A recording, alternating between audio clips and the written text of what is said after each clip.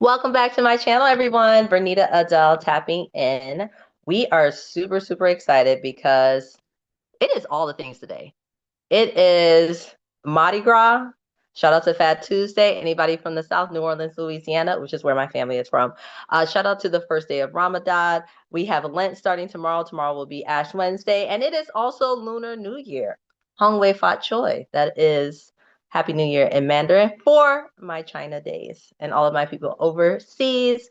Verneda Adele, your anti-racist executive producer. And to that point, when it comes to producing events, a huge proponent of cultural events being truth to power, authentic, honoring and uplifting our various cultural norms, traditions in the United States, all around the world, and that there is so much opportunity to learn from one another, to share, to exchange ideas when cultural events are done well. So this video, we're going to talk about the pros and cons of cultural events, and more specifically, this space is for all of you out there who are emerging event producers, who are event professionals, who perhaps have a dream, a goal, a vision of striking out on your own, of creating your own event production companies, of building teams. Perhaps you're now currently in-house, but you want to break out and become independent. This is the space for you.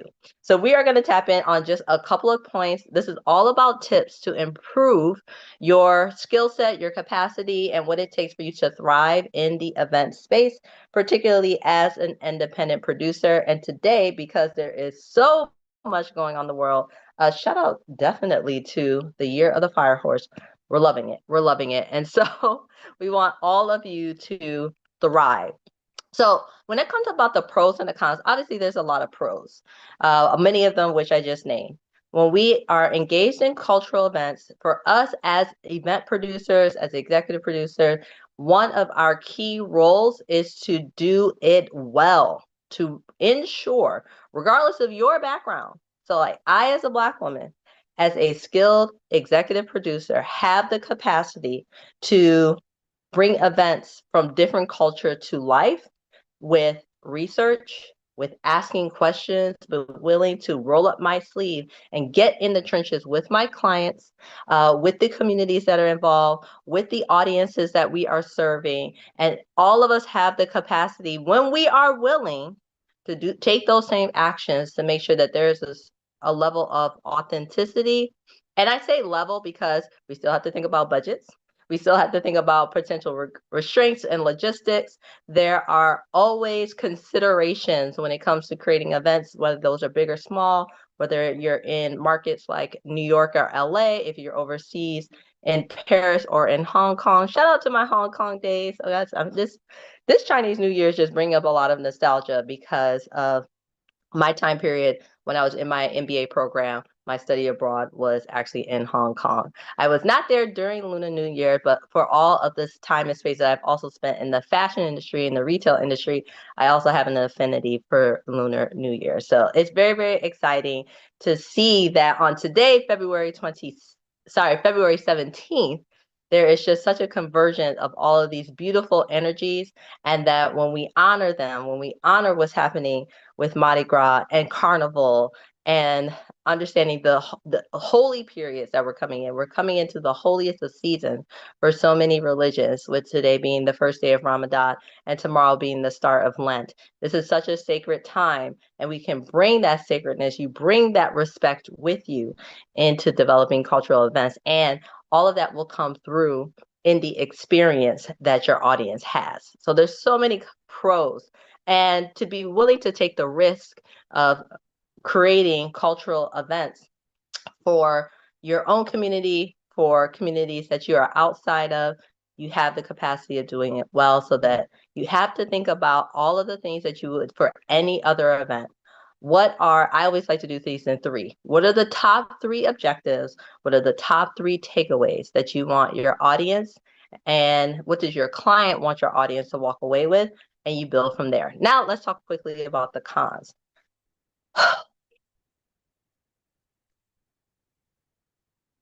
What I would talk about in terms of cons is cutting corners and trying to pack it all in. It is okay to pick and choose and make some strategic decisions about what you're going to include in your cultural events. Now, this is different. It's one thing if you are in China and you're the producer of the New Year's parade in Beijing, that's a whole different beast. But if you're in Hackensack, New Jersey, or you're in Houston, Texas, and you are bringing a cultural event to life that may be a transplant from another place, you must first understand that there will always be constraints, and we have to make good decisions, really great decisions about what can be included and what might need to be left for another year. It is okay not to try to pack it all in. It's thinking about how can your guest actually absorb the event they're attending if they do not have a clear experience to engage in. And sometimes when we try to pack in every single detail, it makes that energy very cluttered and they actually don't really get much out of it at all. The other thing about packing it all in is that, okay, so today is the day of everybody. Everybody got something today. Are you going to do a Mardi Gras party or are you going to do a Lunar New Year party? But the challenge is, or the con, we always will take the challenge. I would advise to gently steer away from trying to do it all. So we are going to have a Hongwei Fat Choi, Mardi Gras, first day of Ramadan, Ash Wednesday coming all event in one. Not saying it can't be done. However, it would be advised that you may create a much more impactful experience by selecting one of those cultural traditions to highlight, or to, if you are going to do them all, to create completely delineated spaces for them, but not to just throw them on top of each other. Somebody's trying to do that today. That does exist. So to be clear, when you are the lead, it's important that we lead the conversation while taking in and considering and listening to everything that the client is looking for, and to know where the great ideas have stretched to their limits and when it's time to reel them back in. There is really, really great things that we could do at cultural events, but sometimes our downfall is trying to do it all and trying to mush everything together. Let everybody breathe. Let every culture breathe. Let every event breathe.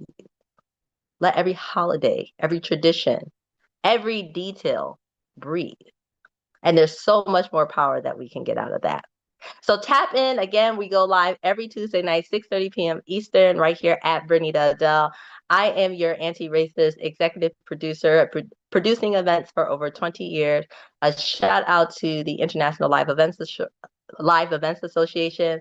A shout out to the National Society of Black Wedding and Event Professionals. And there's so many more organizations, MPI, all the rest. Matter of fact, that will be next week's topic. Let's talk about some of the associations and the benefits of participating and getting together with more event professionals to build your skill set, to build your network, to build the base of vendors that you work with. And I am so sorry to miss tomorrow night, the International Live Events Association, along with Alpine Creative and Karma Events will be producing Nonprofit Night Out in New York City. Wish I could be there, but we love you all. Tapping in with